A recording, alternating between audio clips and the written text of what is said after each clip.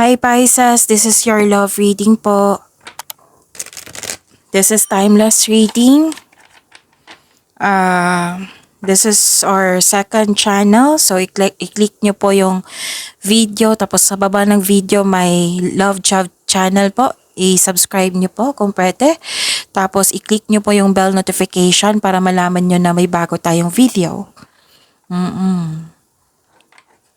So, kung naka-resonate kayo, comment down. Kung hindi kayo naka-resonate, ibigay nyo po sa iba. Kasi general reading po ito. So, isipin nyo po yung partner nyo, yung ex nyo, yung loss of connection, isang maliligaw, yung may connection kayo sa isang tao. Kung curious ka sa kanya, malalaman natin dito. Okay? So, ready? Spirit guide, ano po yung gustong sabihin ng person ni Pisces sa kanya? I need 4 cards po. Karmic connection moving from the patterns. May concern siya dito sa paulit-ulit na pangyayari. Oo, it might be tanggap na niya na nagkaroon kayo ng karmic relationship, yung kailangan dumaan lang sa inyong buhay para, ayun, yun, alam niyo naman yung karmic connection, di ba? Na dadaan siya para for maturity. Makatulong sa inyo para maging matured kayo. Para may matutunan kayo sa inyo sarili, sa buhay, pag-ibig. Oo, may concern sa paulit-ulit na po na pangyayari.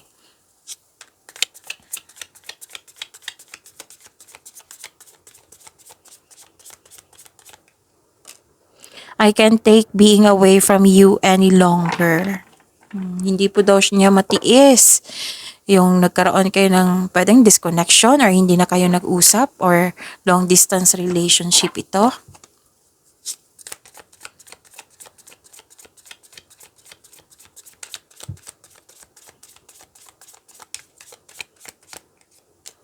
I feel so guilty. I feel so guilty about my action and what I said to you. Nag-guilty na po siya kasi may sinabi siya at ginawa na hindi mo nagustuhan.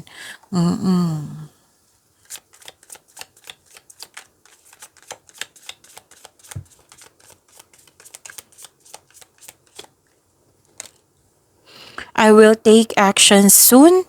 Please believe in me. Gagawa siya ng action soon. It might be nagpapagaling pa ito or gagawa siya pa siya ng plano. Na-realize na niya to.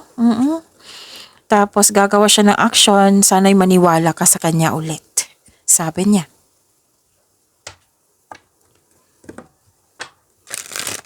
Spirit guide, buhay pag-ibig po ni Pisces.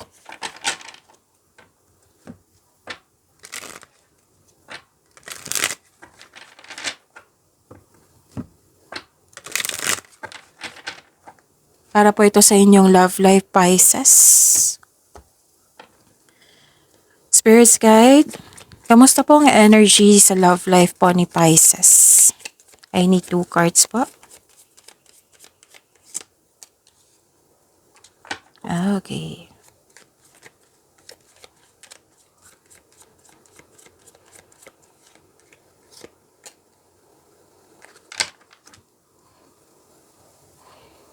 Okay, kamusta na kayo? Inalagaan niyo yung sarili niyo. Actually, may ano dito Pwedeng buntis, pwedeng naging successful, nagkaroon ng abundance, may pagbubunga. Oo, may pagbubunga ang nakikita ko dito. Pwede din fertility ito ha. Oo. So, mas nauna kong nakita dito yung inalagaan niyo yung sarili niyo. Yung nag-practice kayo ng self-love, you love yourself more. Okay, ano pa? Nakita ko dito na nagkaroon po ng may concern kayo sa kanya kasi naging self-centered ito at naging greedy. Na sobrang focus sa material wealth, sobrang focus sa trabaho, sobrang focus sa material na bagay nga. So, may concern kayo sa kanya. Okay, may concern din sa loss of money, or hindi marunong mag-handle ng money. Yan yung concern mo. Spirits guide, challenges na ma-overcome sa love life ni Pisces. I need 2 cards po.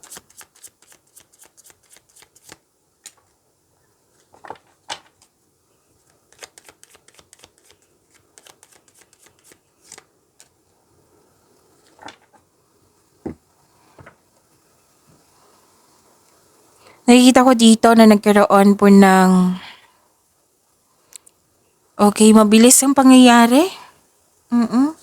May fast action dito fast action po. Yung mabilis ang pangyayari. Masyadong mabilis yung pangyayari na kailangan lang one step at a time lang.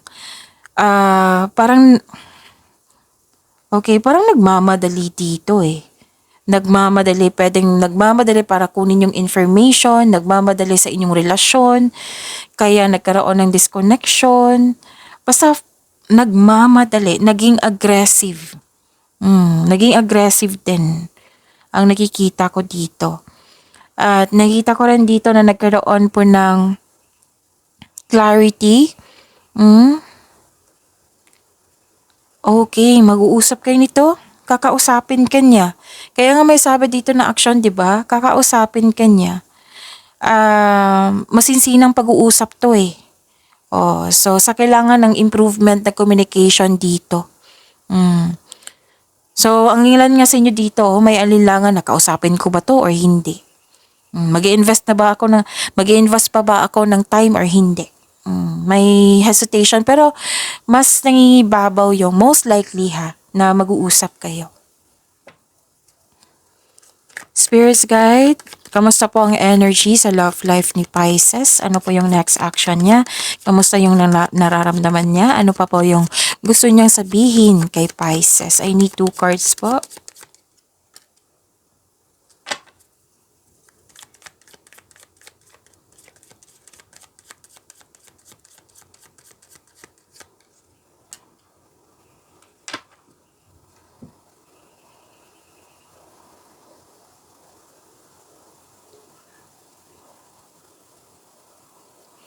Okay, huwag niyo kalimutan i-subscribe sa ang ating channel. This is the second channel, Love Job. Tapos click bell notification po. Okay. May plano nga i-meet ka niya. Actually, excited siya dito Pwedeng i-ask ka niya for travel, for vacation, para mag-usap kayo. Pwedeng mag-uusap kayo yung sa gathering, gathering with friends, na pwedeng group of activity tapos mag-uusap kayo. Pwedeng nagpatulong siya sa mga friends niya. So nagsisikap siya dito, nagbigay siya ng effort, time and effort. So gusto niyang magkakaayos kayo. Yan yung gusto niya.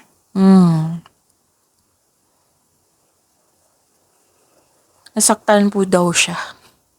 Nasaktan po daw siya sa mga nangyari. Okay. Gusto niya pero paras kayong nag-aalangan Hindi pa siya ready, natatakot siya sa gumawa ng desisyon. O pag naiisip niya yung mga ginagawa niya, nakaramdam siya ng takot. Kailangan niyang maging kalma at maging balanse. So yun, maraming salamat po.